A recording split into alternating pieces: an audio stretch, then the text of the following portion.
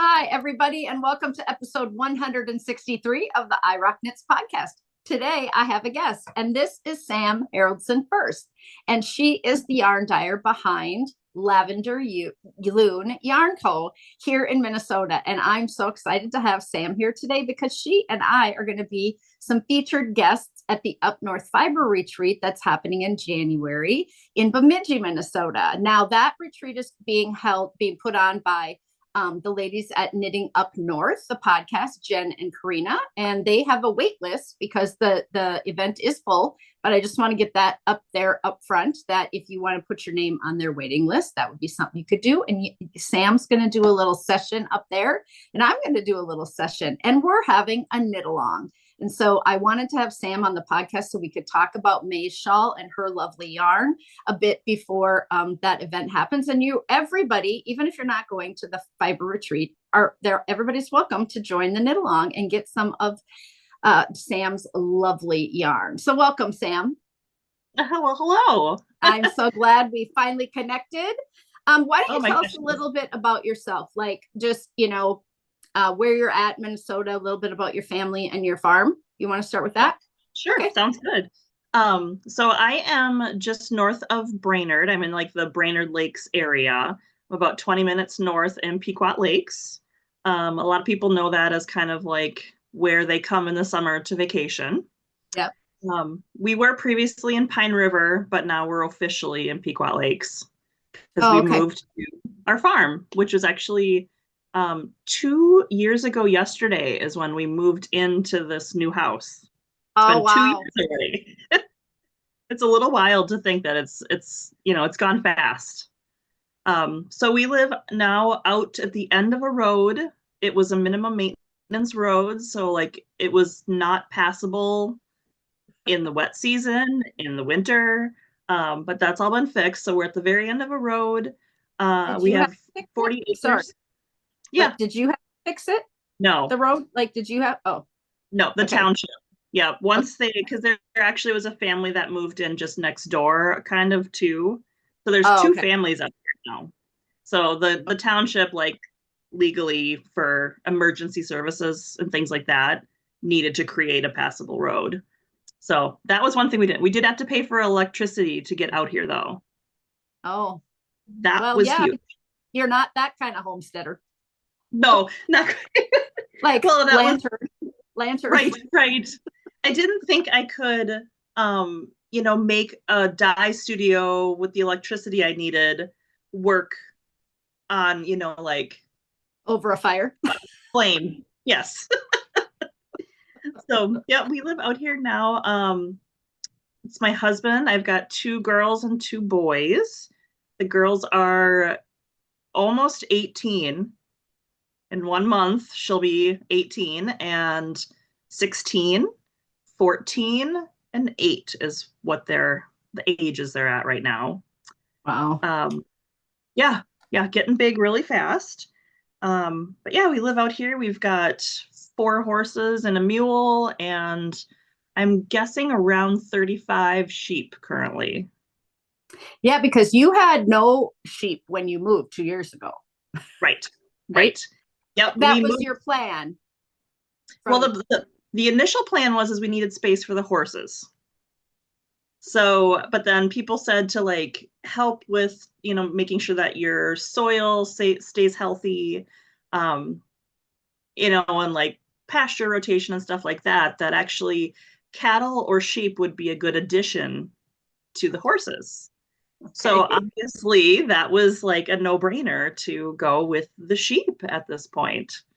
So because you were dyeing yarn before you moved, because you started dyeing yarn in 2017. Yes, I did. Yeah. So that's the same year my first book came out, when I had started my business in like 2015, but that first couple of years took a little time to get.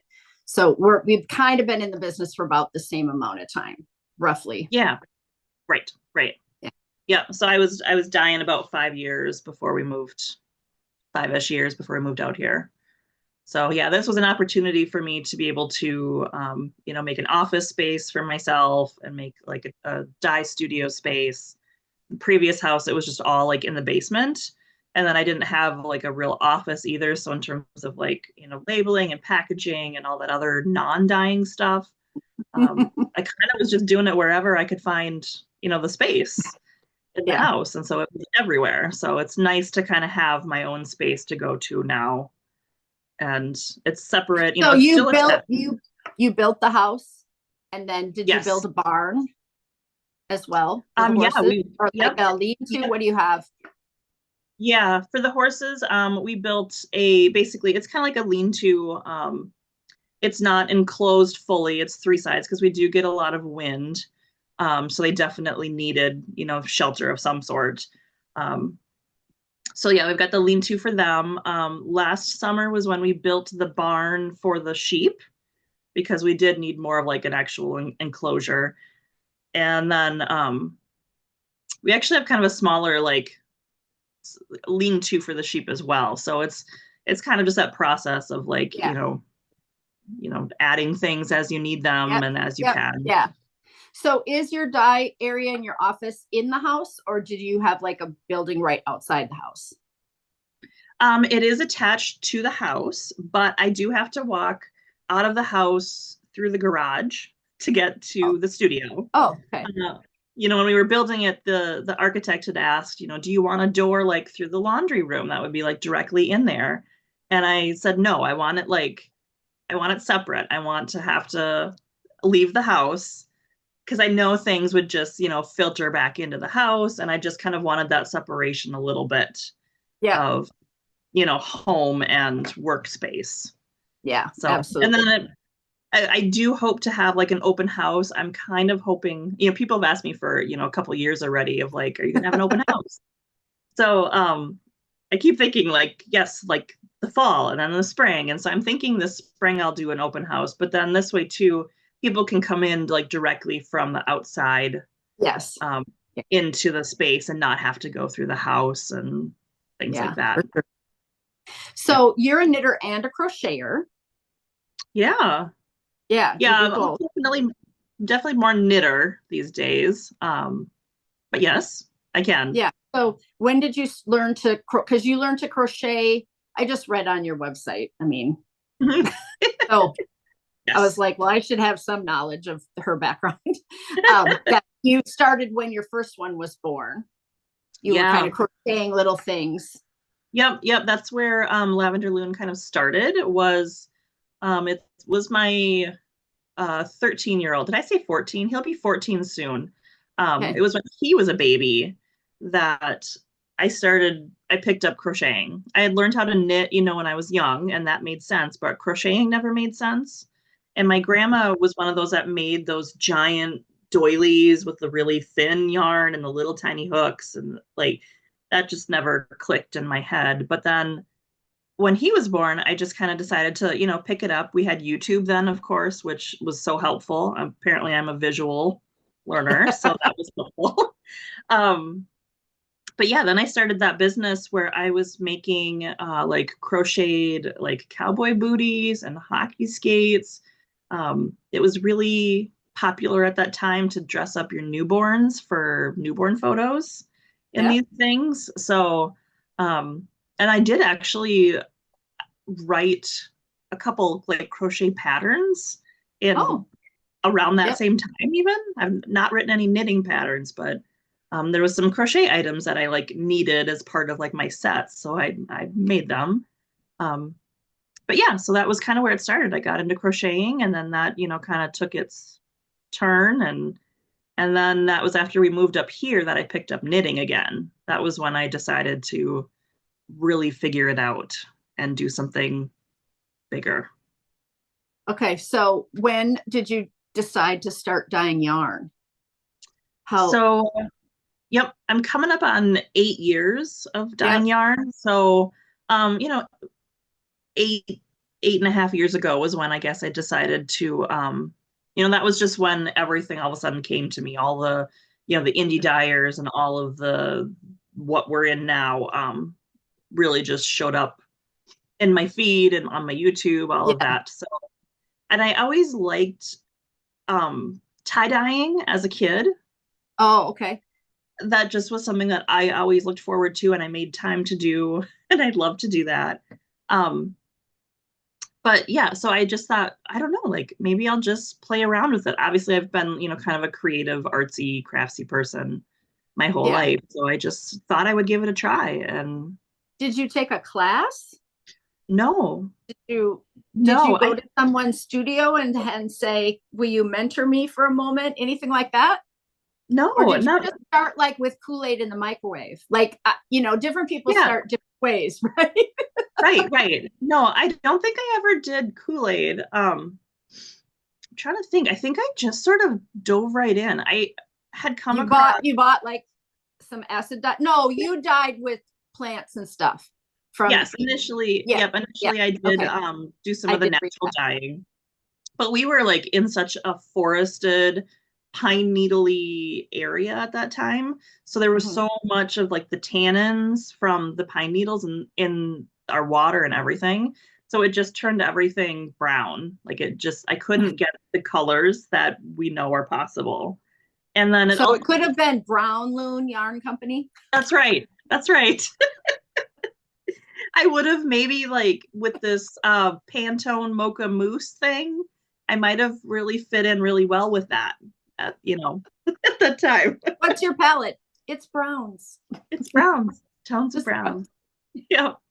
But then also at the same time too, that was when, superwash was super big, and it wasn't quite what I was wanting to knit with either at that moment. So that was kind of what pushed me. And I think it was just Nicole from Hugh Loco, Yeah. the only one that I could find that had any sort of like very basic ideas on like how to dye yarn.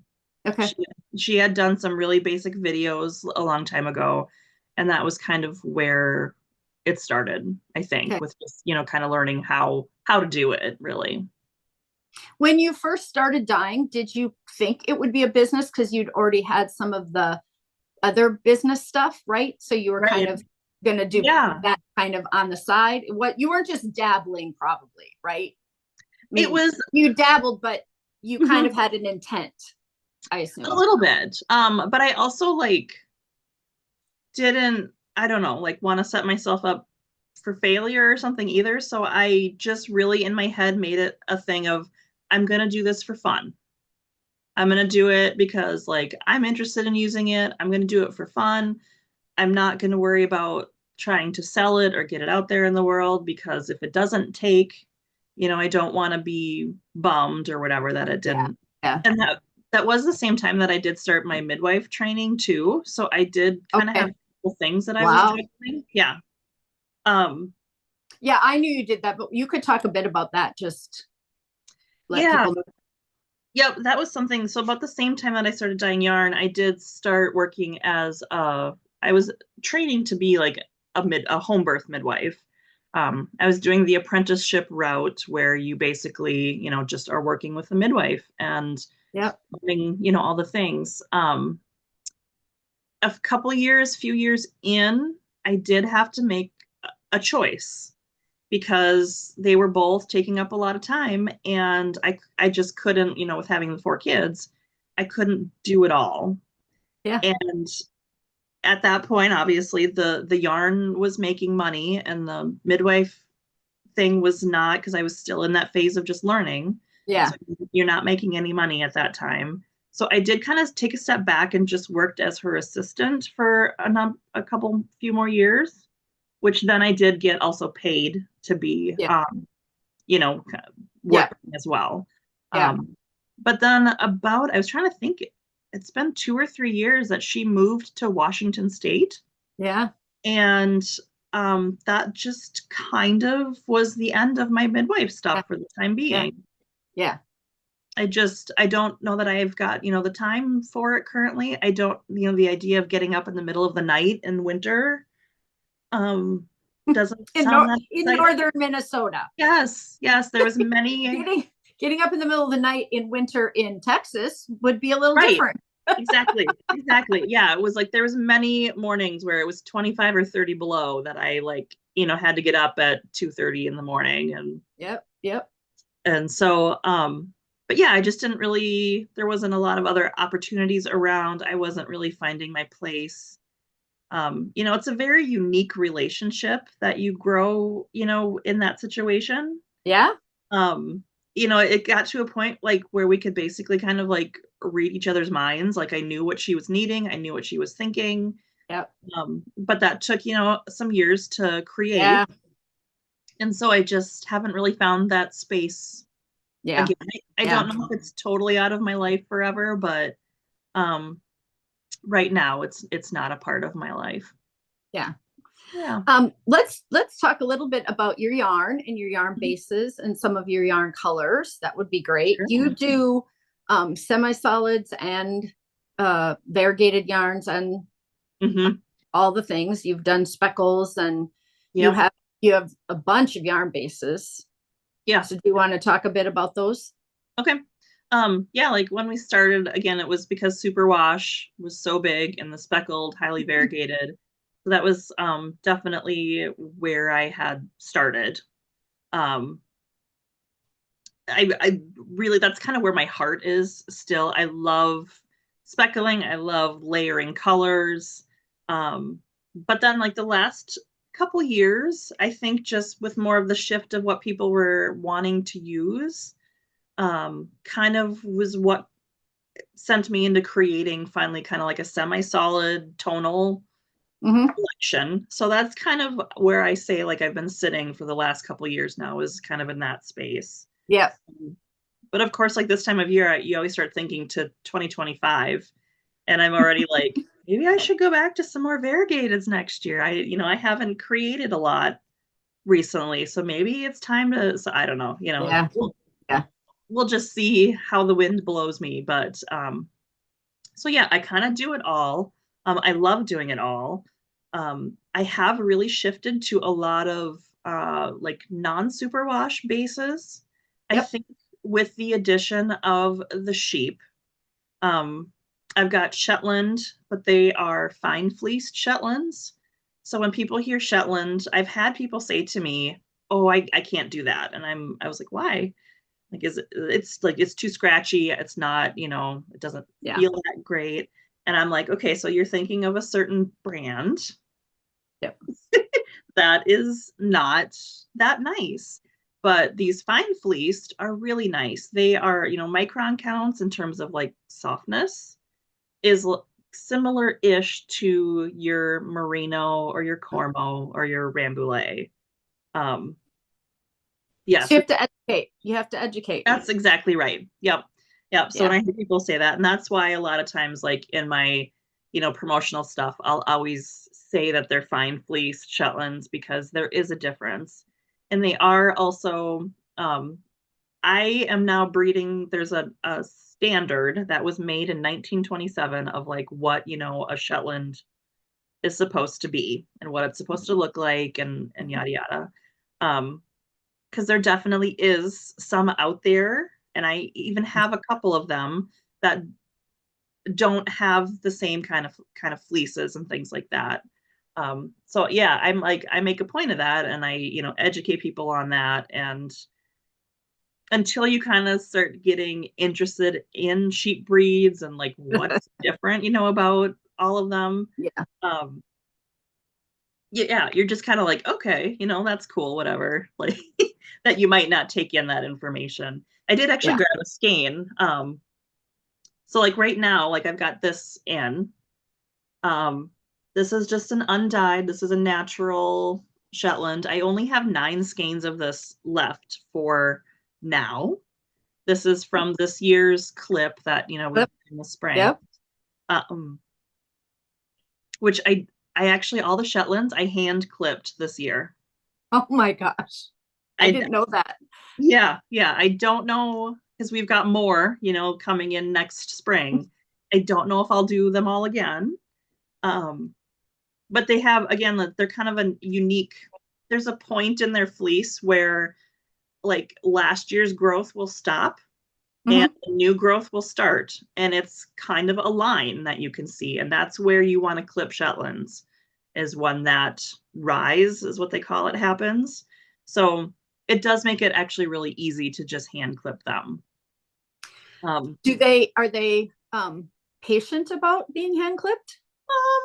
Like, yes and no. Okay. It depends, on the sheep, really. I mean, some of them, no, I'm sure. Yeah. Some it's like, oh, we've done this before, like I'm fine. Some of the younger ones are a little more, but obviously, like for me too, it's like after a half hour of this, we're all done. Like I'm done, you're done. Let's just be done. Yeah. Are the kids interested in learning how to clip? Yeah, it depends on the kid. So Nora, my oldest, did help me with the clipping of the sheep this year. Yeah. She was really good at it, so she very quickly signed herself up to be help there. Yeah. In terms of like, caring for the sheep, it's definitely more my 14-year-old son that seems to be most interested in the sheep. The girls, because they do such a good job with the horses, I just let them take care of the horses because I don't have to do anything with the horses. So I figure you take care of the horses, hopefully, the boys then can kind of help with the sheep. So they definitely do. And they compete on the horses. Yes, they do. We do like 4-H is kind of our bigger thing. Yeah. I know we would always like to do more with the horses, but I mean, as you know, being a horse mom, there's always, there's lots. I was a horse mom to one, Sam. And it was a lot. Yes. So,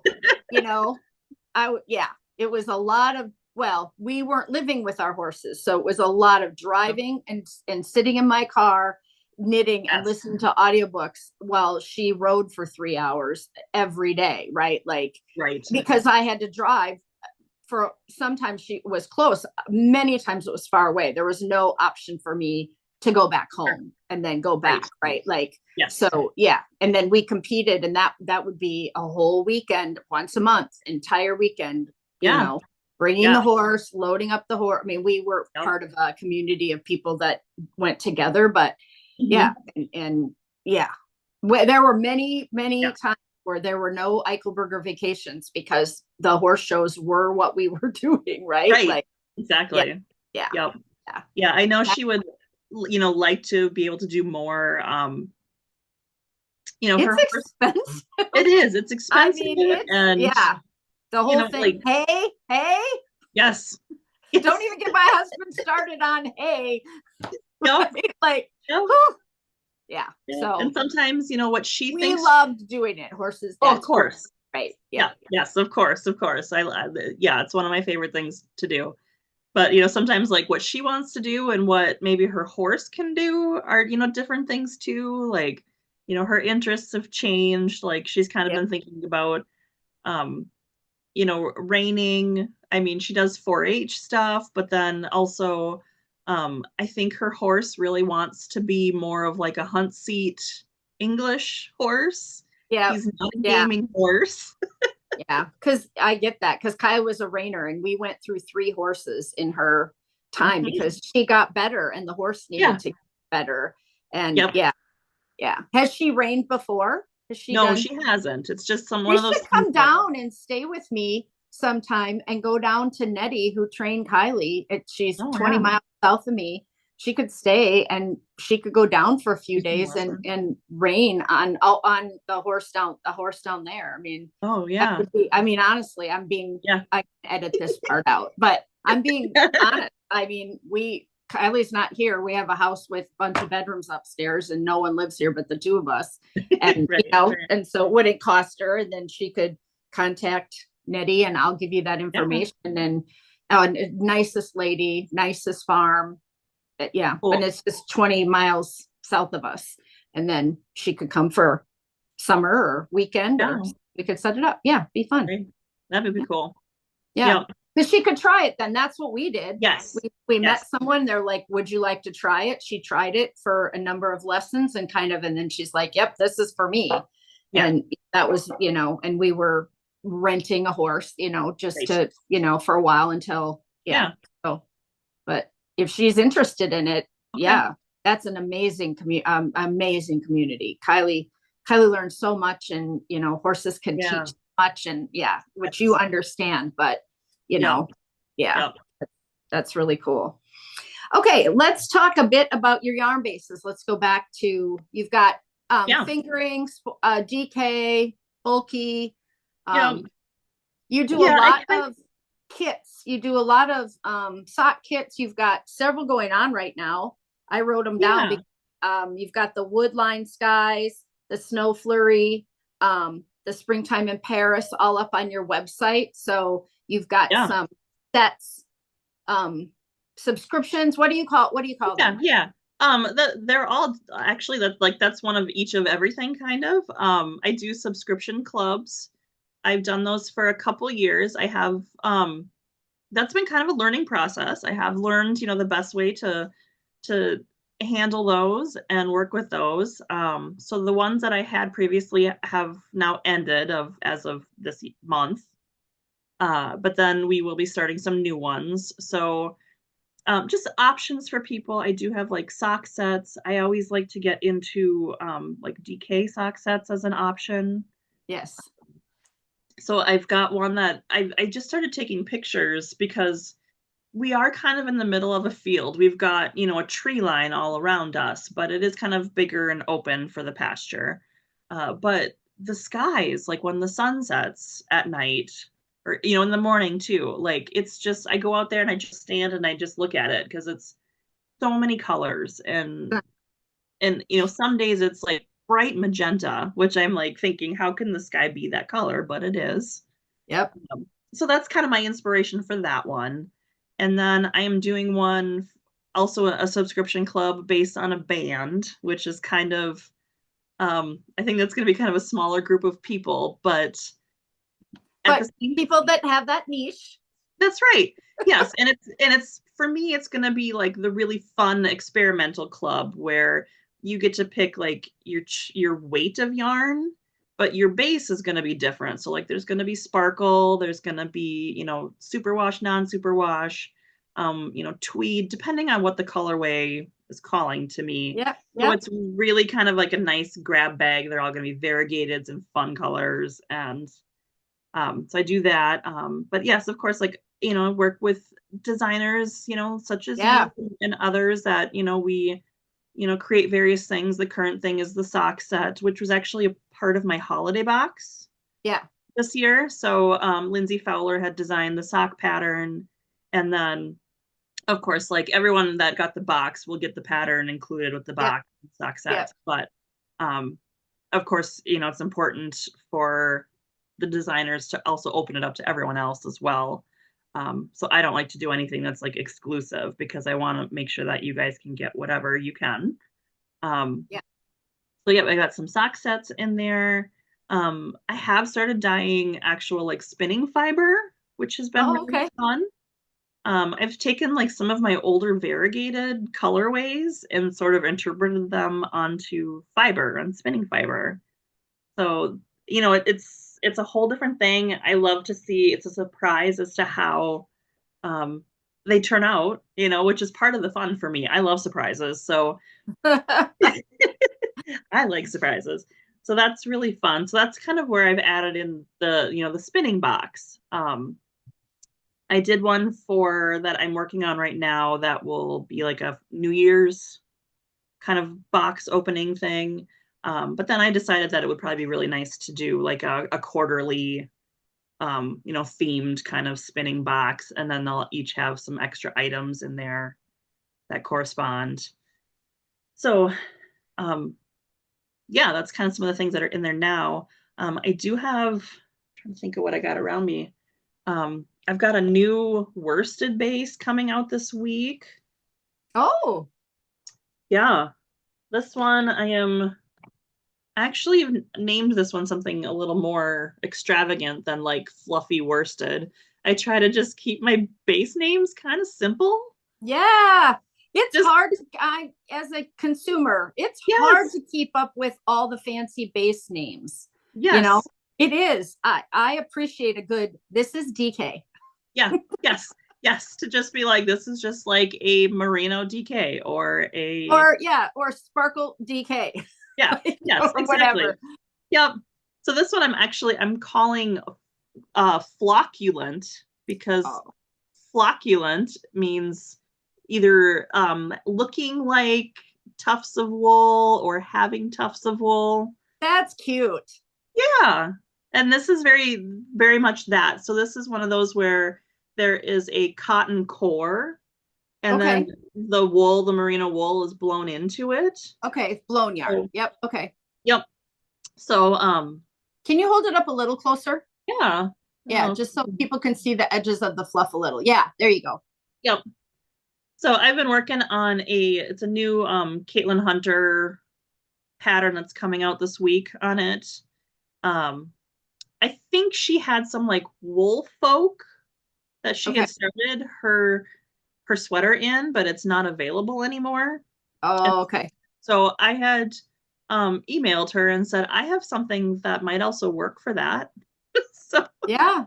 So it's nice a little bit to know that behind the scenes process of how you find out about people coming out with new designs, or people I contact you, you contact me. How does that work for you with working with designers? Yeah. I mean, I always feel like it never hurts to ask, because at the worst, they're just going to say no. And okay, so, you move on. And I mean, that was kind of how I got connected, like with Caitlin years ago. I keep kind of bugging her to like actually use one of my yarns. But she hasn't given in yet. So this I thought was a good thing. This was close. It's hard to get your foot in the door with the big people. Like I feel the same way, right? Like you can reach out, but with the people who would really lift you up, right? Like could elevate you to like a much bigger level, right? But it's hard when they're already working with brands that are also large. And I'm like, we're the little people down here. We're just a little bit. Could you look down? Just look down for a minute. Yes, that's what I always feel like. Like if one of the big people were to help in some little way, like just how much that would help us that are kind of on this second level, exactly. Like just that little bit would be so helpful to us. So you reached out to her years ago? I did. Yeah. And I think I had just done the usual. I mean, this is a thing that anyone, even baby dyers can do too, of like, if just send an email and let them know, like, you'd be happy to provide yarn support, if anything. I definitely I like when designers maybe have something in their head and then they come to me and they say, I have this, I think it would be great. I mean, that actually happened this morning with Brienne Moody. She because we're thinking about sweater camp coming up too. And she just texted this morning and said, I have something. I love that, because then, I don't like to give designers really any parameters, because you guys, that's what you do. Like, I don't want to like put you in a box, because if people put me in a box, it kind of can become hard to be creative. No, it's really hard. If they ask and then they say, we like, it happened to me last year, we want a small shawl. Right. And it was just like, then you're just like, okay, how am I going to make this work? What ideas do I have? Because that wasn't the wavelength I was on in the moment. Right. I was, other things. Exactly. So I get it. I mean, I've had with like other designers too, like sometimes I've given a little more parameters because of like maybe like a holiday box or something like that. And like, I can just tell like they're struggling. And I'll just be like, it's okay. Like, don't force it. If it's not coming to you, it's just maybe not meant to be. And that's okay. We can just, wait for the next thing. So, but that was kind of what I did with Caitlin. And she's always been like really nice and kind to me and responds to me. I run into I've had really good luck with just reaching out to yarn dyers too, and them just saying, yeah, sure, let me know what you need, and tell me what your what your plan is going forward. Yeah, people in the industry are pretty good about supporting. I'm not trying to say they're not supportive, because no, I didn't.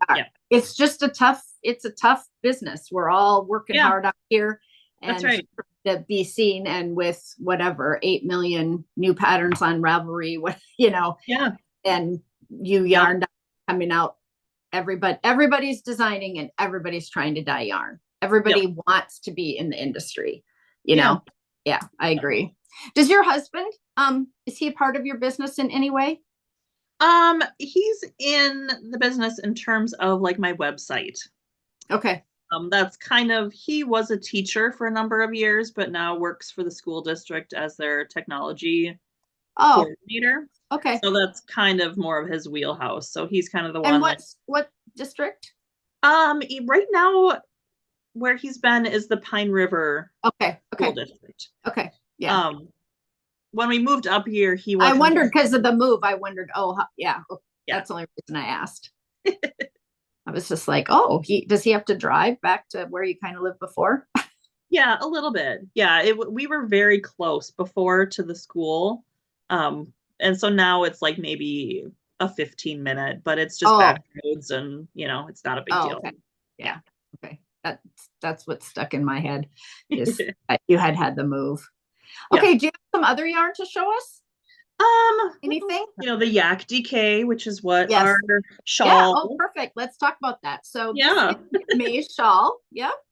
And I designed this with Sam's yarn, and it is the Yak, and it is the just loveliest hand. It just has the loveliest.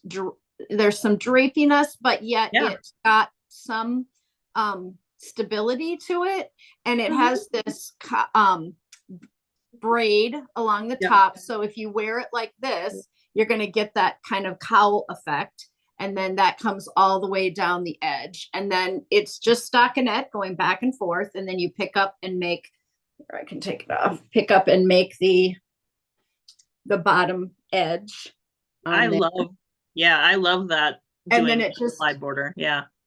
And then you just make the ribbing when you're done. And then you can do a tassel or knot or little pom-pom on the end. Some lady put like a, what would it be? Like ribbon, kind of like a ribbon tassel, like a silk ribbon, tassel, just a couple of them hanging off the end. I like a tassel because it weights it. But some people hate tassels, right? They just would never. So you're knitting from end to end. Super simple pattern. I do a lot of patterns for advanced beginners. And then the center point here has the little cable right at the point again, so that when it sits down, so that's the only part that you have to set up, in that when you pick up your stitches, just find the center of the V. And that's not hard. It goes down to a point, so you can kind of see it. It's not too difficult. But so this is the shawl that we are knitting for the retreat, but we're having a knit along, and we're going to have prizes that are going to be given away on what is the day? Like the 17th of January. So you absolutely have time to knit this, because it works up fairly quickly. It's 2 skeins of Sam's DK. And I did have a friend, my friend Bonnie, who got in touch, and she was like, I am going to run out of yarn. And I said, wow, you shouldn't run out of yarn. And I said, did you do a gauge swatch? And she's like, no, it's a shawl. And I said, well, yep, shawls you don't need to fit a shawl, but if your gauge is off, you will not have enough yarn. And she's like, why did I never think of that? Right? Like, how did I? So I went out in the group and said, hey folks, right? I used all of 2 skeins, right? Like you have to kind of know, and you could weigh your skeins ahead of time. If you didn't want to do a gauge swatch, you could weigh your skeins and then figure out how much you've knit, to know where their halfway point is, when you could start decreasing instead of following the number of rows that I did. but right. her gauge was so off, she had to go down 2 needle sizes.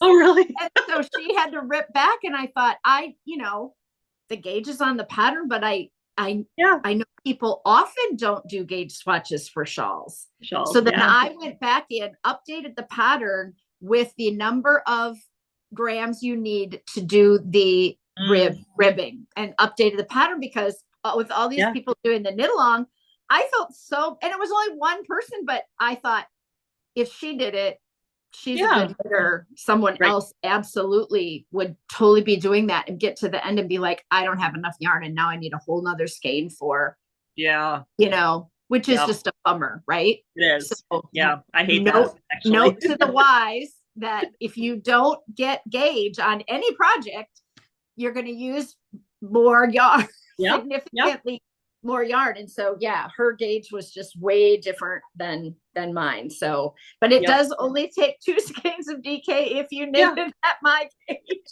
I just felt, kind of felt bad, especially when people have to rip back. That's the word. And she's she would never have probably told me. We were just talking, and and she probably would never have said, hey, I had to buy a gain on your silly pattern that didn't work for me. But then when we talked about it, she was like, oh, it didn't even dawn on me that my stitches are way bigger and looser, which some people would really like. This is plenty loose, but you may think, oh, it could be more open. So, if you knit loosely. So you have, how many colorways do you have of the Yak DK roughly? Man, I think when I first looked, I don't know, you had 8 or 10 probably. Yeah, for sure. And it's one of those, like, I can dye pretty much any of my colorways on it. Yeah. It's just more of a matter of like getting things dyed and getting pictures to be able to show people. But yeah, it's probably around maybe 10 to 15. Yeah. And there's some available on your website right now, correct? Yes. Yeah, because we have been having the knit along. People have been joining and knitting, and I had another person say, this is moving along so quickly, because you start down here, right? Yes. So right. it's only this wide. So it is, the first part goes super quick. And then once you get halfway, you're decreasing back down. So you never have those super long, which I hate on a shawl, when you have 800 stitches and you're going across, and then it's got a lot of texture in it or something, and you make an error and you have to go back 400 stitches to fix it. Like, that's just not, and that's so frustrating for like my newer knitters. And it is a checklist pattern if you're new here, because I know some of you they'll come to watch you and they won't know. I write all my patterns as checklists, which means that every row is written out, so that if you set your knitting down and you come back to it 2 months later, you already have a checklist. You don't have to have an additional Post-it note where you're keeping track of your rows. That goes flying off your paper at some point. You don't know. I only really do that because I have so many kind of advanced beginners who can't read their knitting. When they pick something back up, they don't absolutely know where they left off, if they were on, row 36 or row 39, whatever. And so I just write it all out. Some of the checklists are all at the back of the pattern, but some of the checklists are right within the pattern. Depends on how many rows you have to knit, but we'll put 64 check boxes if that's how many you have to do. So you print that out, and then and you don't have to make 64 little boxes on a sheet. It does mean that you are printing more paper, and it does take my tech editor a lot more time to lay it out for me. But for people who like that, and there are really good knitters who are like, why is this such a long pattern, and why do I have to have all this? But it works for the people who follow me and want that kind of checklist pattern. And I often do checklist when I'm a pattern. Like, I often will write down, you need to do 9 rows of this, and and keep track. So, I think it's just like, it depends on like where your brain is at with what you're knitting. I mean, even the best, like, I am one of those that I'll start something and I'll put it down, and and I don't know if it's like I'm getting older or what, but I really know now, like, I need to keep track of that stuff, because I will forget. It's so hard to go back Overnight. when you're like, why did I not make a note? Why did I just not Yes. circle it or whatever? Something. So, Yes. yes. Yes. Yeah. No, I agree. So, Yep. do you have favorite things that you like to knit? Do you have Um, time to knit? Do you get to knit? I know I you have a do. lot of samples. Yes. Yes. Um, I knit. I have to knit. I often will wake up in the morning and with my coffee knit a little bit. Definitely want to knit in the evening times. I need to knit at some point during the day. So yeah, I do get a decent amount of time. I have been really in a sweater knitting space. That's my love. That's uh, right for now I years have now. It's three over in my nest that I'm working yes, on. Depending yeah, on my mood and my yeah, mental load. yep, yep, yeah. And for me too, like I just plain stockinette gets boring for me. So I Girlfriend. high five. Like I cannot abide garter and yeah, stockinette that goes on my brain. It's yeah, then it sits in my lap instead of up. yep, yep, I set it down because my brain just goes into like, I don't know. yeah, yeah. I always have so many yolks, like because there's color work or something going on, and then like that rush is done, and then like a new pattern comes, and so then I just start a new yoke. So I, I have many a sweater that needs, body or sleeves or something. I have a Um, couple of these for you for that. You send them off and they'll do the stockinette.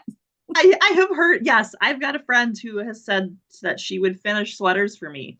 Yeah, And because I think I'm if really all the gonna, numbers are already done and that's their jam, right? yeah, Right. And yeah. I'll say to sample knitter, okay, I designed this yoke, right? It's done, Mhm. but now I have to move on to another design. Yeah. Can you take the sleeves to the end or take the body to the end? And they're giddy. They're like, I don't have to do the figuring or the hard part. Like I don't like Oh man. for their payment of their time, right? Yeah. Yeah. Yeah. Yes. Yeah. I think I'm But gonna start to utilize that a little bit more than I yeah. have. Um, I did Well, and just it's part of our business expense, right? Like right. you on designs and you have samples for your booth and stuff. Yeah. Yeah. And sometimes like, a lot of that too for me also is like starting a yoke. If I have a new yarn, I need to knit with it too. I need to know if I like it. Are people gonna like it? Um, so yeah, it's important just, as well for me to like get my hands in there and make sure it's doing what I think it's gonna do. What are you Um, wearing today? I am wearing tilt you down. I'm wearing Okay. Chalet days. It's Lay days. Chalet, like Oh, ski chalet. yep, got it. Yep. It's a Samantha Guerin pattern. Okay. It's a little bit of an older one, maybe a couple years. Um, but yeah, this was one, and I like low contrast color work sometimes. So, yeah, but Yeah. this is No, probably one of my like favorites that, fits like a real sweater, fits yeah. really nice. Yeah. But yeah, this is like an example of where I get through the color work and then I have more to do and it's not that fun for me. But Oh, I was gonna say absolutely. I did start my oldest did come to me a couple months ago with a sweater. She sends me a picture and says, "I need you to make me this." And then she says, "Well, if, it was out of stock, it was one that she could have bought, from Oh, a regular company, um, like a clothes store, but it was out of stock. But she wanted the sweater. So this is kind of the first time, like I actually went through and figured out charts, um, found kind of a pattern that I know is kind of the style that I can use as a base. yep. Yep. So I'm kind of like Frankensteining my first Yeah. sweater for her. Design. Yeah. Yeah. But that's like a full color work, and All like over. yeah, Oh, wow. and I picked it up the other day and started it. And now, of course, that's like what I want to knit on because color work for me too is really, Oh, I don't know. I just love all it. over. Yeah. I have And a it's, yoke in there, color work yoke in there with no body on it right now. We are the same person in this moment. So I figure like that one, at least that'll make me, I'll probably get that one done quicker because the whole thing is more interesting in my brain than, for just sure. doing a yoke. So, but yeah, it's like, it's different. I don't, I've thought about like the pattern, but it is one of those where, it's like from another company has created it. So I don't want to like copy work. Although, but if you have to redo all the numbers and all the charts, you can't make it match perfectly. I mean, true. there's no way. Not going to be the same could never make it. It would never. You couldn't make the same thing. So. Yeah, I don't know. I mean, we'll get through it first and then see how. Sizing and all over color work. Yeah, it just happened to work. The numbers just happened to work out. So I don't know, but you're right. Like to go up, a size. Yeah, because you can't go up half a motif. Right. Exactly. I mean, you can, but you wouldn't. Yeah. So that's But okay, do you have any other samples or yarns that are sitting there before we wrap it up? Yeah, show us some stuff. Okay, I do have. This was one of my more recent ones that I got at the end of this year. It's actually in like a black. Oh my gosh! I want all my knitting in black now. Oh. So this is the Springline tee from Samantha Guerin. It came out this summer. This was one that I had someone sample knit for me. I would have never finished it, but it does use my single ply linen, which is, it's mostly a merino with a little bit of linen. You can probably kind of see where the linen is. Yeah. More of like an effect, I feel like, in your knitting, but it also has a raglan with. It comes down from the shoulders with like the all lace. The way down, okay. And then it continues down with like the lace. The little lace pattern. It's really got it. Okay. It's so cute on. I'm obsessed with this one, and like I said, I want everything in black now. But that's like a for sure a base. I mean, right now this isn't like a super hot base, but in the summertime, with all the teas now and everything, it's fantastic for that.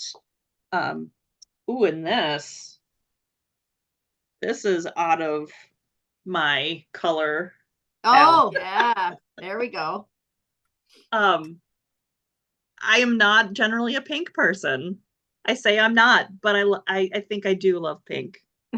It's just, it's gotta be the right tones, and I don't know, everything I want to dye is forms of pink. But I will tell you I don't like it. And that is the Caitlin. This is the Andrea Mowry for Andrea Mowry's. What was it called? Framed. Yeah. They were all over Rhinebeck. All over. Yeah. Yeah. And these, I used 2 new bases in this one too. I got a non-superwash merino Ramboillet blend. Really nice. Ramboillet is like my favorite sheep breed ultimately. But yeah, this is, and it's wearing really nice. It's got kind of a tighter twist to it. So I feel like it's not like a rustic yarn at all. It's very refined. So I've got a tweed version. Okay. This top, with the tweedy speckles, and then the pink, the bright pink, was just the regular worsted. Yeah, just the regular worsted. Yeah. So I've got worsted and DK in that, and that's just a really nice sweater yarn. That's a newer yarn too. Yeah, I mean, that's kind of the most current. This was last year's Plant People. Oh yeah. Yeah, using the Yak DK.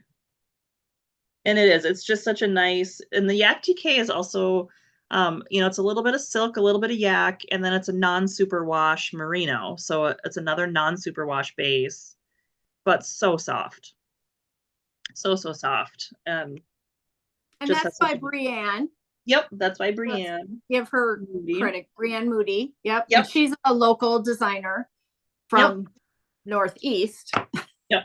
Minnesota. Excuse me. And you had a one of my shawls on your desk, that other colorway. Did you hold up one? I did a little bit. I have the pink and the gold here, but you had the gray one, right? Yes, I do. This one, yeah. The colorway name is Namesake, which just so that people can kind of see it in another tone. Because sometimes it's hard for people to see my bright palette and be like, I could knit that, right? So if they can see it in a different kind of palette, it can be helpful to them to kind of So we had it is listed on Ravelry with the 3 different. We took pictures, so there are you could see everybody's.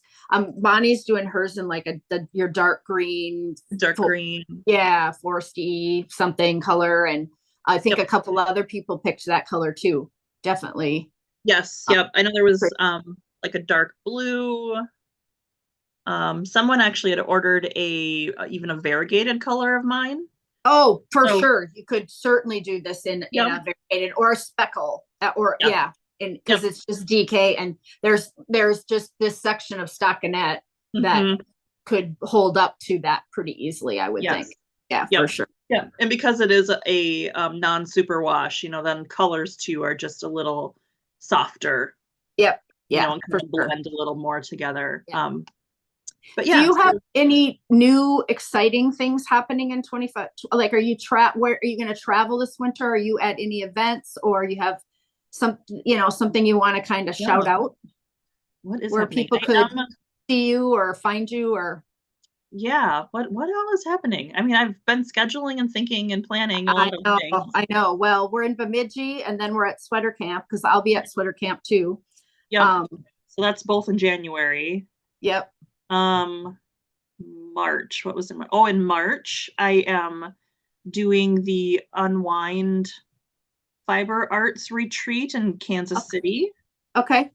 That is going to be a pretty big one. Like, I think they're bringing in Amy from La Bien-Aimée. Oh, yeah. I get their newsletter. Yeah. What weekend is that? Do you know? Is it beginning or middle or end? Towards the beginning. It's maybe like the 9th or 10th. Okay.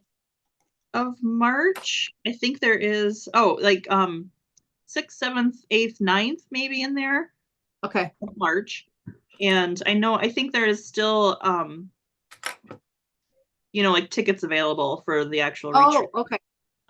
But that's they kind of were doing a bigger one because the Hill Country Weavers retreat was not happening this year.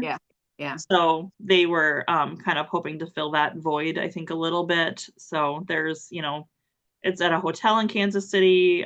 It's a great yarn shop. I actually went down and did like a little weekend retreat with them. Not this last summer, but the summer before. They've been really, really great. So that's kind of a big one coming up. Hopefully we'll be back at YarnCon in Chicago in April. Okay. May is when my Iceland trip is. Oh yeah, tell people about that. Yeah. I just kind of joined up with Rowan Tree Travel. They've done knitting tours and excursions for I think 10 plus years, and we just kind of created a trip to Iceland, tours all over, kind of an all-inclusive sort of thing. So that'll be fun. I know. I would have, if it wouldn't have been the wedding year, I would have been able to maybe snag on that. But Ooh, can I just say, however much you have saved for your kids for their wedding, it ain't even close. We had the smallest wedding with that we could. I mean, I know we're in the Twin Cities, but holy. Yeah. I mean, we fed 52 people. But we didn't feed 200. No, you didn't. That's still way less than, like a big one. Yeah. Yeah. It was crazy. I'm doing an event that I should tell you about. It's on March 2nd. It's here in the cities. It's at a brewery, and it's called Crafters Gonna Craft. Yes, me too. Are you doing that? Yes. Okay. We will be there. Maybe I should do a design for that. I'm going to teach. I'm going to teach a class. Maybe I should do something for you. And then, we could promote it, and I could tell everyone in my class that they have to go buy your yarn to make the design that whatever I design I could wear. Yeah, because I would have time. Because I'm teaching between Bemidji and Sweater Camp. I'm teaching in Tempe, Arizona. Really? So I'm going to go north cold, Arizona hot, north cold. Yes. I know. Well, we go every year to Arizona in January for the Barrett-Jackson car show because my husband's a huge car guy. And I don't love sitting at the auction for 4 days. And so I always go over to Tempe Yarn. And so last year, and I go in, and there's a young gal in there. She follows me on Instagram. She's like, "You're on Rock Knits." And I said, "Yeah." So I got to talking with them, and I'm like, "You know what? I'm here. I come into your shop every year. You want me to teach a couple classes?" She's like, "Yes." So I'm going to go. I said to Ross, I have 3 weekends where I'm going to be like unpacking, unpacking for different climates. Yeah. But that'll be nice to be able to get to some sunshine and some warm weather in the midst of, I always think it's so strange to go down there and then there are oranges all over, where it's in Scottsdale, Yeah. So, just crazy that it can be like blizzarding here, and you get down there and you're walking outside with no coat and all that. So that'll be fun. And then are you what was I gonna Shepherd's Harvest? Will you be at Shepherd's Harvest, do you think, or no? So this will be the first year that I won't, because that runs into my Iceland trip. Oh, okay. Yeah. So that weekend that we get back on Sunday, and that's that same weekend as Shepherd's Harvest. Yeah. I'm thinking about going to H&H in Chicago. Yeah. Which is that first couple, I've never gone. Right. I haven't either. That's those first couple days right before Shepherd's Harvest. And I was like, oh, that'll be butted up against something. But anyway, Okay. Well, I'm very curious to hear what you think of H&H. Yeah, H&H. I know. People go, and I've just never gone. And I thought, well, maybe I should give it a go. I got in touch with the yarn store, where String Theory, where I've taught before. And I said, hey, I'm going to come to H&H. You want me to teach? Help you pay for my trip? Yeah, exactly. Okay. I don't want to keep you any longer because we've gone over. But I want to thank you so much for your time. I know 4 kids, you've got the farm and a full-time business going on. So I just want to thank you for coming on with me. And you've been nothing but supportive of me and my little design business over here. So greatly appreciated. And everybody go over and check out lavenderluneyarnco.com. You can see all of her colorways and her clubs and all of that. And then maybe we can all come up in the spring for an open house. That would be super fun. Yeah, that would be fun. Before our springs get too busy. That's right. Every weekend. You better put that on the calendar. I know. I was thinking I probably should at least set a date to if you want it to happen. Otherwise, someone will call you and you'll be like, well, there goes another year of not having a weekend open. I agree. All right. Bye, everybody. Bye. All right. Bye. Hi, Patreons, and welcome to episode 163 of the iRock Knits podcast. And this is your podcast that I do specially just for all of you that have maintained membership as patrons. I'm so thankful to all of you. We just finished a great interview with Sam of Lavender Lune, and now I just have a few things to tell you about what's been happening the last couple weeks. And as you all know, I am a bit fatigued after coming off my daughter, my one and only child's wedding last weekend. So I will be talking about that today. I have on my festive little top here, Fleece Navidad. I got this at Target years ago, and for a long time it didn't fit. And now it's fitting again a little bit, but we got to do something with the aging neckline. So I'm a turtleneck girl from way back. I love a good turtleneck. I know there are people that don't like things around their neck, but that's not me. I do have a finished object this week, and it is not really blocked. So it needs to be stretched a little down and out, just because that color work needs to lighten up, but I think it turned out really nice. This is a blue right here, and then brown with a tiny little bit of blue The blue isn't showing up on my screen quite so well, but this is the Sundrops sweater, and it's otherwise named Solglott, which would mean sun drop, and it's by Vanja, Blix, Langsrud. And I put this brown bottom and 2 sleeves in a bag in 2016 and never completed it because it was turning out too small for my. I was going to try to knit my dad a sweater, and I think my yarn was too small of a gauge, and I was trying to adjust it, and it was really not the Aran weight that I thought it was, so the gauge was smaller. Anyway, so it's just been sitting in a bag until I decided what to do with it. Gosh, if I could find a yoke to fit on the top of this sweater. I think this was supposed to be a Jared Flood pattern. So I looked around and I just needed a bottom up sweater because both sleeves and the body were already done. And I picked up around the whole thing. I measured the sleeves to see if they would fit me, measured the body. The body's gonna be a little long. I may have to cut it off, but we'll see. And when I got all those stitches picked up and looked at how many stitches I need to make this motif, I was off only by 2 stitches. So it was a perfect choice. I did have to figure out how to center my center flower here to make that work for the numbers that I was using. But yeah, it worked out great. I did do some ladder back jacquard to carry my floats along the back. And that is if you're knitting with a light colored yarn, like a white or a cream, and you're gonna carry a bright color behind it and you don't want that brighter color to peek through, then ladder back jacquard is a technique that you can do to catch the floats in the back without attaching them to the sweater. And so I did do some of that in these sections where there were longer floats between, and it worked really well. I had learned how to do that technique, oh, my eye, sorry, a couple of years ago, and I'm working up a class to teach it so that I can show people how to do that on a light colored background. But I think it turned out really cute and festive, right? It's kind of holiday themed. I don't know. Do you guys think that these little things look like Christmas light bulbs? I kind of do. I could bring it a little closer so you guys could see the color better. There you go. So yeah, anyway, that is my finished Sundrops. And that is really, I was working on my pink rainbow sweater, the body of that for a while. And then I'm also knitting some Christmas gifts. So my husband has a very small team at his work now. They have reduced people over the last year. The CEO has gone, and they just hired a new CEO in October.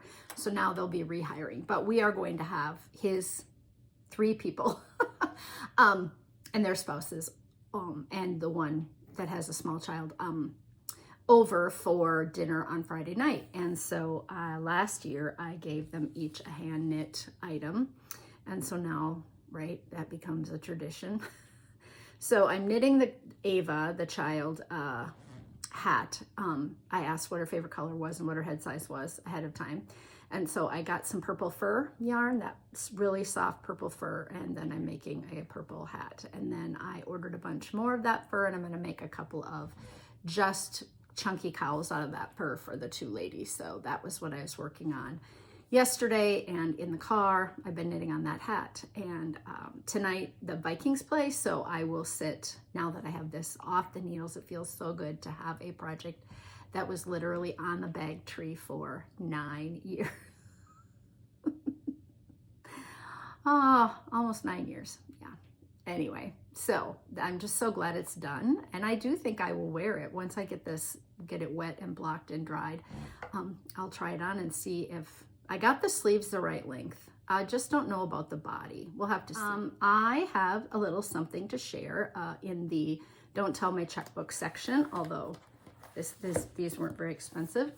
But I had some notepads made, and I was looking for notepads for my daughter because she has a new last name. And so I was going to have some notepads printed for her desk for Christmas. And when I was out on Etsy, I noticed that this gal would do some custom ones. And these came within 2 days. I was just shocked at how fast they came.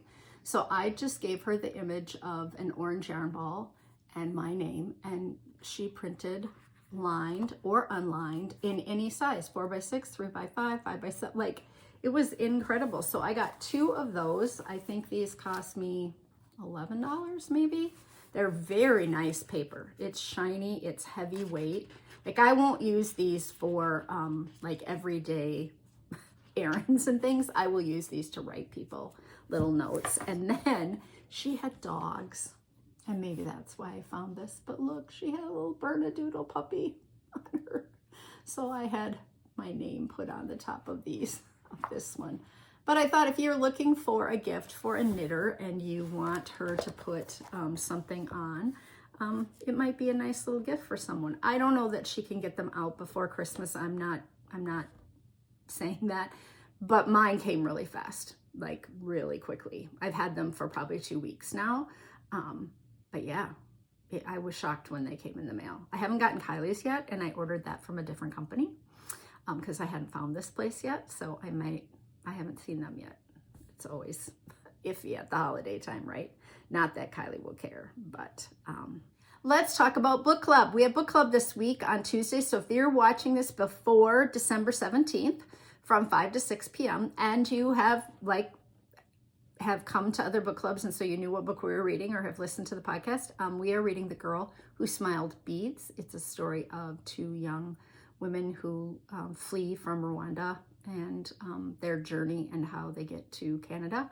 And yeah, it was very moving, very touching. And even if you haven't read it and you want to come listen to see if it's a book you might want to read, you're welcome to join us. I will put the Zoom link up. I'm going to write myself a note right now to put the Zoom link up on the Patreon page. I have a question from Marlene, and I did not see it out on my Ravelry group. So I answered her, and then I thought I would tell all of you what she asked. Color work has always been a fear of mine. I did participate in the CAL that you had. I did enjoy the process. I was wondering if you have any tried and true advice for keeping your floats consistent. I did fine, but really had to separate out the stitches quite often to maintain the floats evenly. Is that the best way?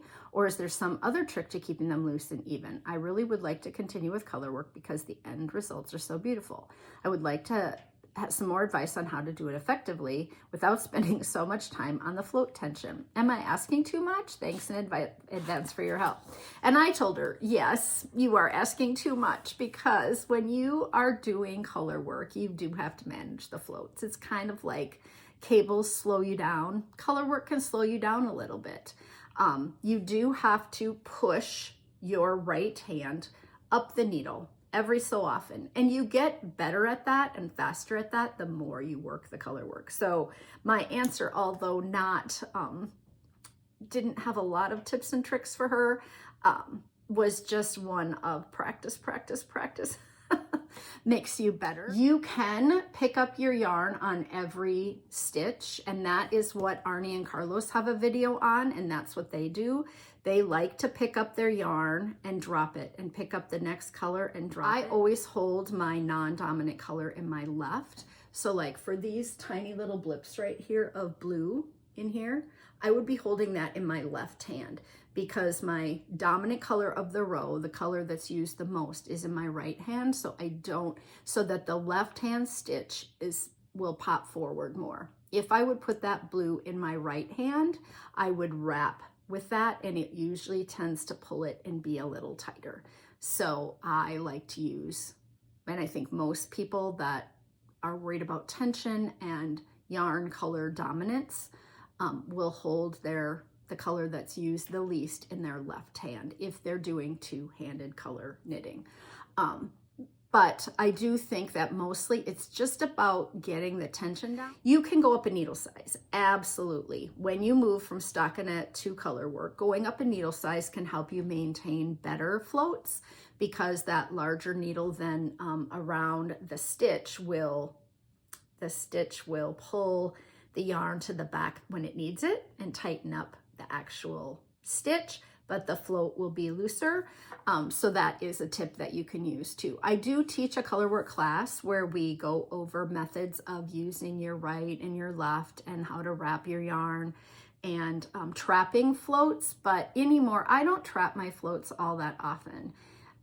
5 stitches and over. If it is like with this is Cascade 220 non-superwash. And so I had these colors in my stash. They're leftovers, and I still had the tags in the center. So I knew I was working with superwash yarn. So I just didn't worry about catching my floats all that much because I know that they will kind of just grab onto each other in the back. If you're using a superwash, then it won't kind of felt together as well. But yeah, I felt bad when I responded to Marlene because I was like, you know what? It sounds like she did a great job on the Shetland Wool Week knit along. And so I wanted to just tell her, I think you probably did a good job and it probably slowed you down, and that's frustrating. And I find color work motivating. So for me, color work is quicker than knitting stockinette in the round because I have a tendency to sit down my stockinette all the time and just have it in my lap because I get bored. So just having the chart there and working across the chart keeps me moving along, but the actual stitching of it is not fast. I'm wrapping 1, 2, 3, 4, 5, 6 with 2 different hands. That is just going to be a slower process. And now I don't even know, maybe I knit 10 or 12 and I push and I just have it. It's just part of the habit, maybe 20 stitches. And it's fewer stitches than that. And I don't count them, but I just push it off to the right and spread them out. And then that slack it kind of distribute itself more evenly. So I hope that helped Marlene. I felt bad that I didn't have, here's the best way to do it and it'll make it so much faster for you, but I really don't have that. I watched 13 seasons of Vera, if you can believe it. It's only 4 to 6 episodes per season. So it isn't as many as if it were a 10 or 11 episode season, but I loved it. Every single episode is her solving a murder, and she's just great. She's the quirkiest, crabbiest, most solo introvert, leave me alone type of person, but she has to work on a team. And I loved watching. Then I started watching Sherwood, and that is on BritBox too, but it's on Amazon Prime. So it is a serial murder. So far I'm 2 seasons in, and it's based on a true story of the towns in England that had coal mines and the strike that happened in 84, and a couple of murders actually happened. And then this author wrote the story of these towns and kind of what had happened. And then they turned it into and these families are all intertwined in this community. And there's so much hatred between the guys who crossed the Union lines and the guys who didn't, and who went out on strike 30 years later. They're all still very divided. And then there's the murders that happened, and it's very dark. It's very dark. The perpetrator of the crimes is a dark person, and there's archery involved, and so that gets really a little gruesome, and it's kind of a bit like a thriller, but the behind the scenes stuff that happens with the men and women, and these 2 sisters that are estranged, and the families who have just been intertwined for so many years. And now in the 2nd season, now there's another murder, which I don't believe happened. But at the beginning of the 1st season, on every screen it says this is based, but I embellished the story, but this is based on the towns that I grew up in and the murders that happened. And so yeah, it's really good, very dark, but Kind of coming off Vera, I was having this letdown of, oh, I need something that's very British, Scottish, whatever. And yeah, so I went into Sherwood, and it actually takes place in the Sherwood Forest. And so there's the whole Robin Hood background thing going on there too. The audiobooks of the week this week, I have one that I missed talking about. And that was Everything We Ever Knew by Julianne Hough. And she is the dancer. Her brother is Derek Hough. They're both very good dancers. This has a bit of fantasy and some surrealism. But on a stage at a awards banquet is the last place Lexi Cole expected to drown. But as she accepts the award for top seller at a realty firm, something unusual catches her eye, a man surrounded by a dark haze. Then she hears a woman screaming for help, and the taste of salt water overwhelms her. Just as Lexi's throat begins to close, the man leaves the room, and the sensation of the drowning abruptly stops. Later that night, the man dies of an overdose, and Lexi learns about the traumatic boating accident that killed his sons and tore his family apart. She wants to believe that it's a coincidence, but she gets these feelings. So it's, yeah, it was really good. I really liked it. I thought it was really strange at first. And I thought, I'm not going to enjoy this. It's almost like she has visions. She thinks her husband is in danger. And then should she tell people? Because are they going to think she's crazy or not? And yeah, it did have that kind of surrealism, fantasy. Do you believe in like feelings and people being able to kind of know things ahead of time? Yeah, it was very highly recommend. Then I read The Last Mrs. Parrish, and this was terrible and then became amazing. So I would say I probably gave this book up 6 times in the first half because I hated the main character. She is the worst. And I am so glad I stuck with it because it completely flips halfway through. And had I known that, but I had not read anything about it ahead of time, I didn't know that was going to happen. Yeah, it is, it's a thriller, and there was no thriller in the first half. Like there wasn't anything that was really, you're just finding out about this terrible woman and her past and how she behaves. And you're just like, I don't want to give it away. I don't want to give it away. If you like books that really flip the script, yeah, it's so good, so interesting.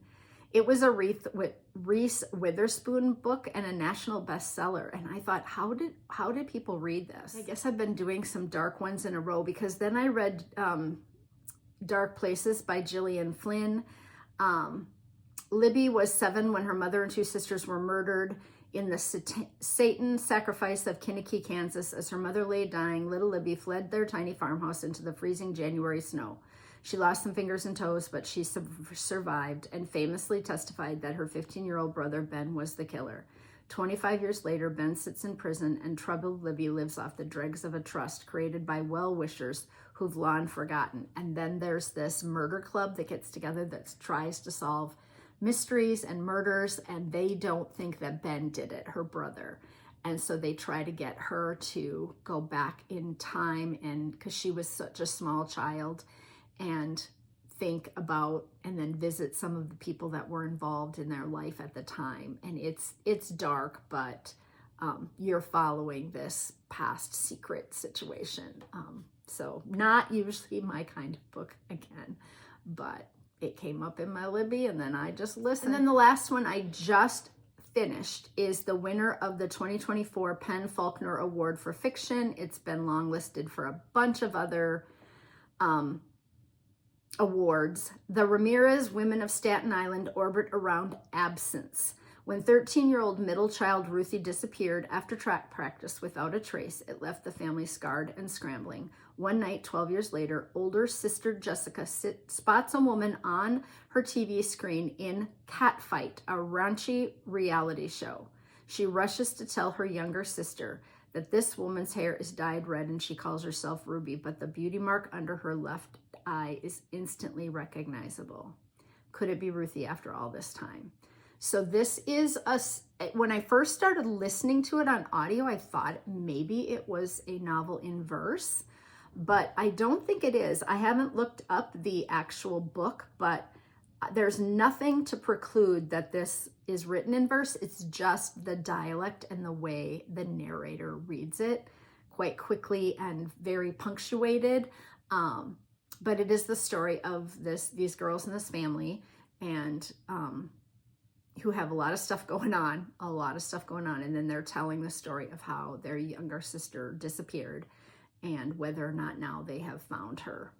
It's quite good. Yeah, I would recommend this one too. I have a couple things to share that I saw on the internet that I thought you might be interested in seeing.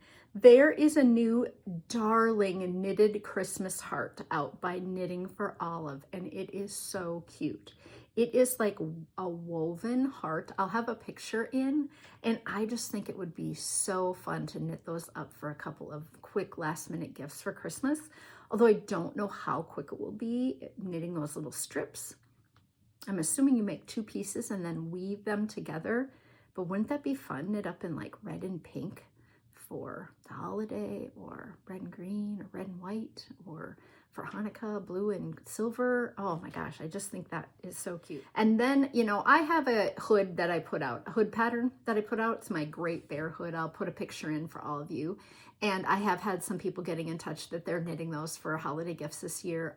It's a pretty quick knit because the yarn is bulky and you don't have to put the fur on, but the fur makes it super fun. It's only a couple of rounds of fur. But I saw this My Jose hood by Norgard Knitters. It is so cute. It's like kind of like a shawl, but then you wrap it around and tuck it around your head and tie it. It's got a hood. It's so cute. So I will have a picture of that one in too. When I see things, the first thing I think is, who can I share this with? And so I've been taking pictures and then emailing them to myself so I don't forget to tell you guys otherwise they just show up in my email and I'm like, well, yeah, I already saw that, Cori. So I wanted to share those couple of things with all of you. I think that that's about all I have this week. I am going to do the giveaway and then talk about the wedding. So last time we were going to give away the Lanigato 3 skeins of yarn and the stitch marker, toggles, and the little plastic case to Brandy Stoker. So congratulations, Brandy. I have your address. I will put that in the mail to you. And the giveaway for this time is a beautiful little print that I got at Rhinebeck.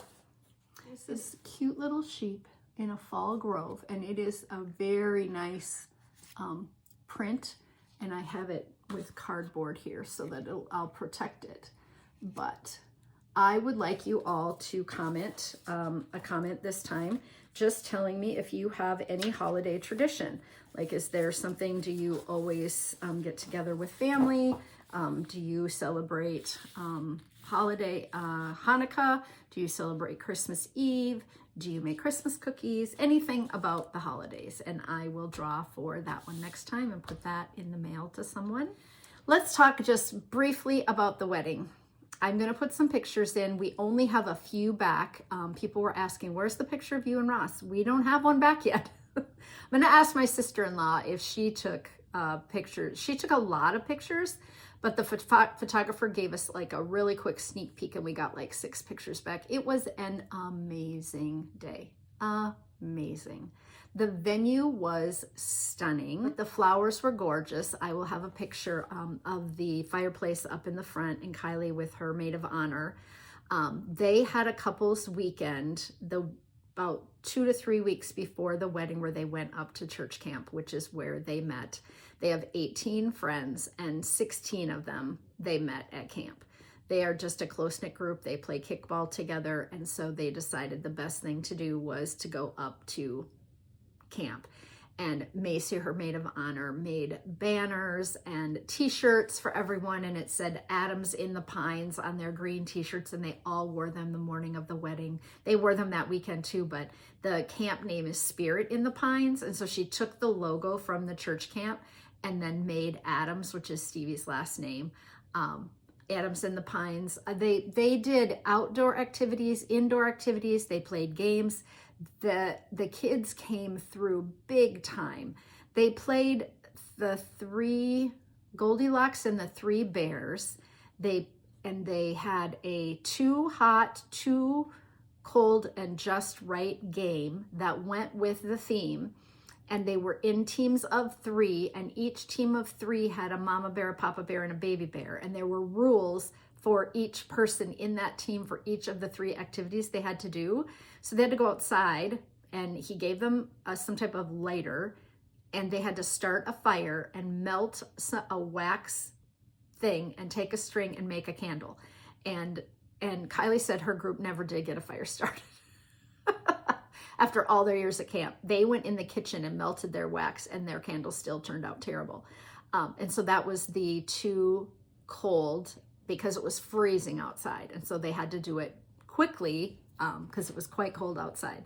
And then they did one where they had to play bocce ball outside. And then the little bear got to use a bocce ball, and the mama bear had to use a soccer ball, and the papa bear had to use basketball, or something, like 3 different kinds of balls. And that was like, she came home with these stories, and I'm like, you've got to be kidding.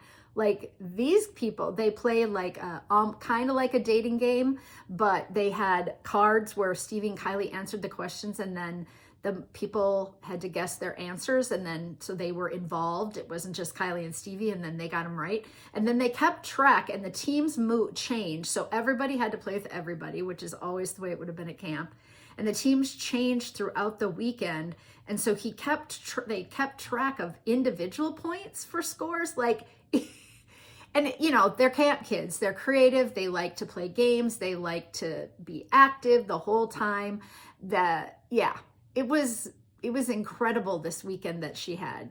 She said she could not have asked for, a better group of friends to get together and just like be in the moment having all that fun. So those kids stayed until the bitter end of the dance. Everyone else had left pretty early because it was a Sunday. So we arrived at 11. We took pictures at 3. The rehearsal was at 1.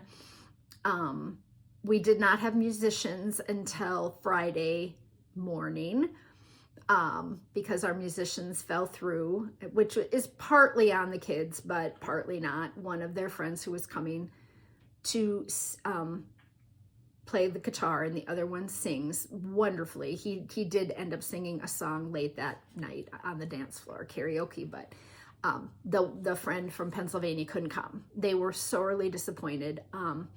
And then the kid who sings said, well, he's the only one I'm not a professional.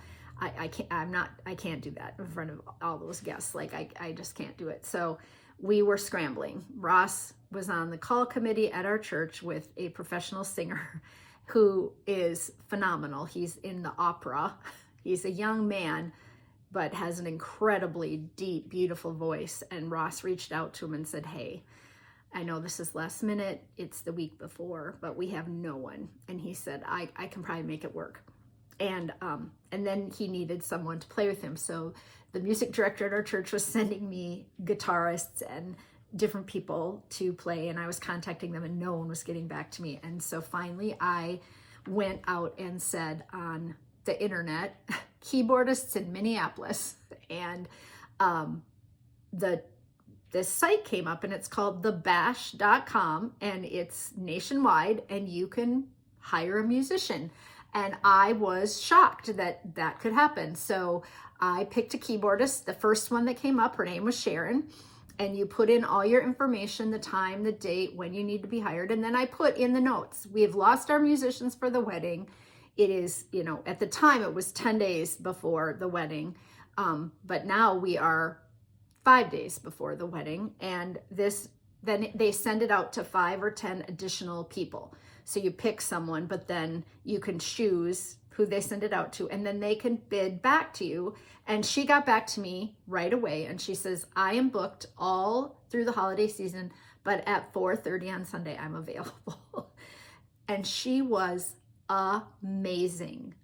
Amazing. The music was significantly better, and we paid significantly more, but not astronomically more. She had an electric piano, which, if you're music, apparently is different than a keyboard, because you can play softer and harder, and on a keyboard it's like one. Anyway, she explained it to me, and so she brought that in with an actual speaker and chords, and we paid separately for that, her equipment hauling. And then she contacted the pastor, she contacted the wedding planners, she found out all about the wedding. She gave Kylie 100 and some songs to choose from off of her website for processional, recessional, songs to be played while people were coming in before the wedding. Like it turned into a concert. And then Josh had given us a bunch of songs, and because he's classically trained, he gave us like Pia Jesus and Ava Maria, and those are not what the kids wanted, but he did give a couple of contemporary songs. So he sang What a Wonderful World, and she knew those songs, so they met at 2:00 on Sunday at the site and practiced for about an hour. And then she started to play, and Josh stayed because our pastor was there, who he knows because he was on the call committee. That's who got the new pastor. Our assistant pastor got the head pastor position. And everyone continued to come up and say that the music was, it was over the top, right? Like so professional and so fancy, and you could hear it, and his voice was beautiful. Yeah, it was incredible. So that was stressful on the mom the week before. And then on the day of, I was pretty cool and collective, but it was mentally exhausting. There were people asking me questions from the time I arrived until the time I went home, practically. You know, the florist, the AV person, the microphones, the setup here, the wedding planners. We can't find the runners. I'm like, they're there. Oh, we found the runners. You know, it was just all that stuff. We had to get the wedding license signed, and you know, just all those things that are happening that you don't want to bug your daughter with in the moment. And she was getting bugged too, but yeah, it went beautifully. But by 4:30 we had the service. It was 26 minutes long. I recorded it on my iPad. I just set my iPad on the stairway that she came down and up against the thing, and we just recorded it to have it. And I didn't even think about having it videoed. Well, Kylie did. She didn't want to, but I would have liked to have, you know, but it worked out great. And then I edited it like I do a podcast, sent it out to people who would maybe like to see it that weren't invited, because it was so small. And then we had cocktail hour from 5 to 6, and they reflipped the room. So that takes a little time. You don't need an hour for cocktails, but they took the room that had all the chairs set up by the fireplace and all the candles and all that, and they made that into a seating area. And then the dinner was over on the other side, so everyone had moved over here. And then during the dance, people could go back to the side that wasn't so loud and visit. And then that's where we had the hot chocolate bar and the coffee. They had Baileys to put in that. And then they had all the treats because we didn't have a cake. So the kids love cookies and cakes and brownies and things like that, like little stuff, but they didn't want, like, they don't like wedding cakes. So they had tasted a bunch, and those were delish. And then by about, the dance started at 7, and Kylie and Stevie made a playlist on Spotify, and we played it over the intercom, and the table was just sitting up in the front, and the kids could go up and skip a song if no one was dancing and play the next one, and they would put songs on that they loved, and that worked out great. I thought it was going to be a disaster. honestly, they didn't want to hire a DJ because Kylie didn't want someone doing the chicken dance and yelling at people to do a dollar dance, and she just didn't want any of that. And so they put together the songs that they all love. My toast was the 10 things we learned from Bear in the Big Blue House, because that was Kylie's favorite when she was growing up, and I brought her Bear from when she was little, and his nose is all, the blue nose is all rubbed off, and it was in her drawer upstairs, I knew. And you know, and Bear in the Big Blue House, you learned a lot about diversity and creativity, and I tried, and friendships, and so I tried to connect those with the people that were at the table. It wasn't corny, but maybe it was a little long. Maybe I should have done 5 things that we learned from Bear in the Big Blue House. But anyway, it was fun for me to reminisce about her. We watched so much Bear in the Big Blue House, like so much, especially when they have sick days and they can't be consoled and in their home and you're just sitting with them. And yeah, so Stevie's parents left because has chemo. He's going through chemo right now, so he was pretty tired. And mostly it was just the kids left. You know, my brothers, my parents, we had sent them home to our house, and but the kids just danced. They danced and danced and danced, and the food was delicious. We had just great food. And then we had a snack table that we put out after the food, which was all the kids' favorites, treats like gummies and different kinds of gummies, because those are Kylie's favorite. And then Reese's are Stevie's favorite. And then chips, they love chips. So we had Pringles and assorted bags of chips so that the kids would keep eating throughout the evening because they were drinking. We had an open bar that came as part of our package. So we had, you know, so much money that we needed to, and when you run out of money, then you can even either open it as a cash bar or shut the bar down. And we got right up to the end and had just run out of money. So it was open the whole night. The signature sips that we got as part of their winter wedding package were a huge hit. It was champagne with cranberry simple syrup, a cranberry, and a sprig of rosemary. Little sprig of rosemary was in there. And it was sweet and sour and tangy and red. It was so pretty. And everyone got one of those for the toasts. And people were just raving about how good it was. It was just a really nice treat. Yeah, I cannot say enough about how wonderful the day was. The only glitch in the day, and if you've stayed this long, you're going to get a real Cori stories here.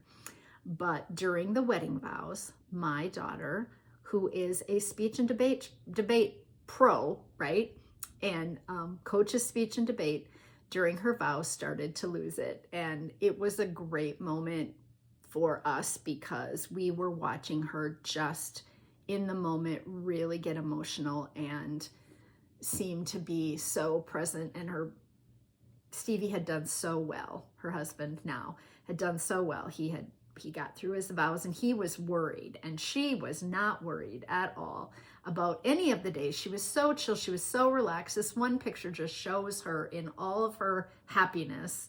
It was a beautiful winter day outside. We did not have snow on the ground, and it was 40 some degrees, 45 degrees. And we took some pictures outside. The kids could go outside during the dance. I mean, she was just super chill about everything, but you could hear it in her voice, and she starts to lose it, and she's going to really cry. Like it is just hitting her that she's getting married to the love of her life, and the tears are starting to come, and she turns her head to the side. And if there are small children in the room, plug their ears right now. And she turns her head to the side and she goes, fuck. And people lost it. Now, my parents didn't hear it and Ross was mad, but I was laughing because she turned and she goes, I'm sorry, Pastor Peter. She's like in front of the pastor who's holding up the microphone between their mouths to do their vows. And then she goes, this was supposed to be my big moment. And then she got it back together because she made the joke, right? Like she needed to get out of that moment where she was just going to ugly cry and blubber and not be able to get through her vows. And people were just That's all she's going to hear for the rest of her life is about how she swore at her wedding. That was her moment. And, you know, you talk about that one thing that goes wrong at your wedding. And I don't think she thinks it went wrong, but like my bridesmaid, maid of honor, fainted, went down holding a candle, just tinked back and down she went. And we still talk about it, you know, what went wrong at your wedding. And so I think that's going to be the thing that people remind Kylie of. They are super happy. I drove them to the venue and then I stayed until the bitter end. I needed to get all the linens off the tables because we went with a linen place that we had to return them to the next day by noon. So I needed to take them home with me. And so then all of her friends just chipped in. They took all the candles and all the greenery and all the flowers off all the tables and set them on one table. And the florist was there to take all of her glassware home and stuff. And then they just wadded up all of them. We stuffed them in the bags and the car was so full of stuff. So many flowers. We had to take apart some of the big arrangements to get them because the kids had this giant wagon that they put in the back of my truck. I have a big SUV and Stevie had flowers between his legs. He's in the front seat. Kylie's in the back seat. The big poster boards that we had with the schedule on them and all the stuff were up by her head. She had stuff in her hand. And then we're driving and they're like, Mom, we kind of want to go to Taco Bell and get a taco. And I'm driving them back to their house because they live 10 minutes from the venue. And they're like, you know what? We want to sleep in our own bed. We don't want to spend money to sleep at a hotel. We're going to go on a honeymoon later. So I'm like, I'll take you through the Taco Bell drive-through. So 12:30 Saturday night, took them through the Taco Bell. They got Taco Bell and I dropped them off at home. And by then Kylie was really tired. At the end of the night, all the camp kids got together. Well, they all got together. Her maid of honor is her college roommate and they're still best friends. And she plays on this kickball team, but she was never a church camp kid. And her partner were there. And they all got together and they did the end of camp song and Kylie had come over and asked me if I would video it. And so they were in a big circle on the floor and they sang this, we're gonna go, it's time to say goodbye, we love each other and one another. And they do this little kick thing and then they kind of yell it louder and it was the end of the dance. And it was just a really neat moment to see these kids having this moment that they had all had at camp years ago where they lived together. Many of them, Kylie was a counselor from the time she was in 9th grade until she was a senior in college. So she went from being just up there for a week or two at a time to then living there for summers, multiple summers with these same kids. And some were there for 2 summers, some for 4, some for 3, and they, you know, came and went. And now they're all living back in the Twin Cities and they play on this kickball team and they get together and game and and several of them are married couples. So yeah, really fun, really neat moment. So that's what I have. We do not have a Christmas tree yet. I have not wrapped a present. The wedding took about everything out of us that we have. And we're having dinner here on Friday night with some people and I got to get this house together this week. And Ross is going to Carolina for 2 days. So I got to get this edited before the Vikings play tonight and I will see you all in 2 weeks. Have a happy holiday. I know this can be a sad time for some and just know that I love you all. And if you need support, reach out, come in for a big hug. Let my little sheepy show there. And I'll see you in 2 weeks. Bye.